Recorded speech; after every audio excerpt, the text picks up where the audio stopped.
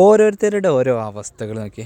ഇയാൾ ആർക്കെങ്കിലും പരിചയം ഉണ്ടെങ്കിൽ ഇയാൾ രാവിലെ വന്നിട്ട് തോന്നുന്നുണ്ട്. ഏതായാലും ക്ഷീണിച്ചിന് സംഭവത്തിൽ എല്ലാ കാര്യം പറയില്ല. ആ ഇരുത്തം കണ്ടാൽ അറിയാം നല്ല ക്ഷീണിച്ചിന് സംഭവം. നമ്മളെ ഓടക്കയം വെറ്റിലപ്പാറ കിണറ്റിൽ വീണ ആനുണ്ടല്ലോ, അതിൻ്റെ ന്യൂസ് റിപ്പോർട്ട് ചെയ്യാൻ വന്ന ആൾക്കാരാണ് ഇവരൊക്കെ. എത്രയ്ക്ക് റിസ്ക് എടുത്തിട്ടാണല്ലേ നമ്മളെ മുന്നേക്ക് ഓരോന്ന് എത്തിക്കണേ. രാവിലെ വന്നിട്ട് ഇപ്പോൾ വൈകുന്നേരമായി, ഇപ്പോഴും ഒരു തുമ്പും കിട്ടിയിട്ടില്ല.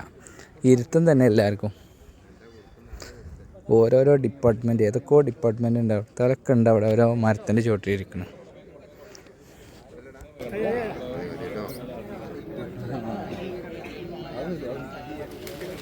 അത് മാറിക്കിട്ടോ, അത് മാറിക്കോ, അത് മാറി അടിയൊക്കെ ഇടിഞ്ഞു.